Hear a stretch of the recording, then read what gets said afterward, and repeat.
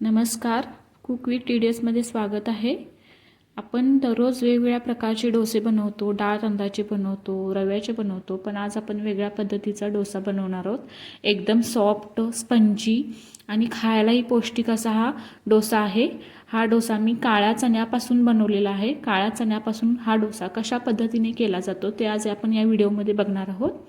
मी इथे त्यासाठी काळे चणे वापरलेले आहेत. हे 1 वाटी काळे चणे आहेत. याला आपण स्वच्छ धुवून घ्यायचं आहे. 1-2 वेळेस स्वच्छ धुवून घेतलेलं आहे मी. पूर्णपणे स्वच्छ करून याला आपण भिजत ठेवायचं आहे. एक 12 तास, म्हणजे एक रात्रीचं जरी तुम्ही भिजत ठेवला तरी सकाळी उठून त्याला म्हणजे मिक्सरमधून काढायचं आहे. हे बघा, मी इथं पाणी घातलेलं आहे आणि याला 12 तास पूर्णपणे भिजत ठेवलेलं आहे. दुसऱ्या दिवशी आपण याला बघू.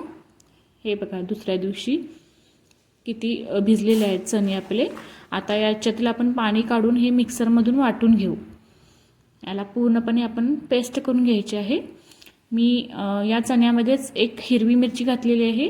त्याचबरोबर लसणीच्या 2-4 पाकळ्या घातलेल्या आहेत, जेणेकरून या डोशाला एक चांगली चव येईल लसणीमुळे आणि मिरचीमुळे. त्याचबरोबर मी कोथिंबीरसुद्धा घातलेली आहे.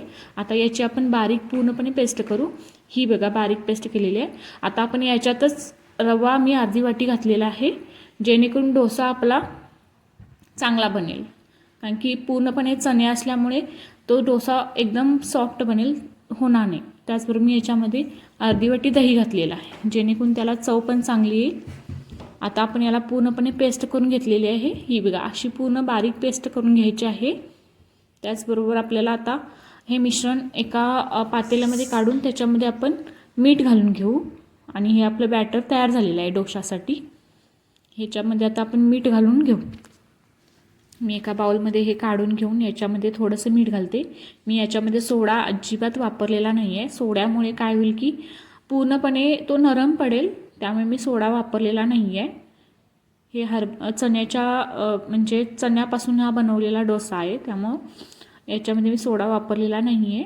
आता मी हे बाजूला ठेवते आणि याला चटणी बनवण्यासाठी 2 टोमॅटो घेतलेले आहे, हिरवी मिरची, लसूण, आलं, कोथिंबीर आणि दही घेतलेलं आहे.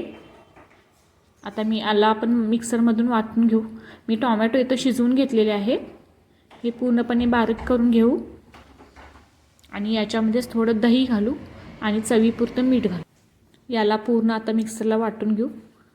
मी यामध्येच मीठ घालते, त्यामुळे मीठ पूर्णपणे मिक्स होऊन जाईल.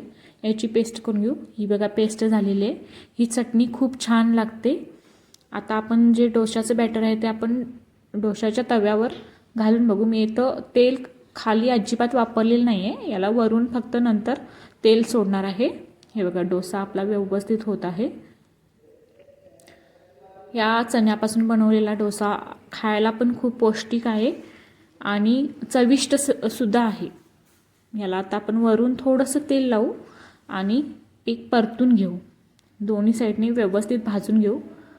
कारण की हरभरा डाळीचा असल्यामुळे, चण्यापासून बनवलेला असल्यामुळे हा सॉफ्ट बनतो. याला आता आपण वरून तेल थोडंसं लावून घेऊ आणि परतून घेऊ. तेल लावल्यामुळे थोडासा क्रिस्पी बनेल.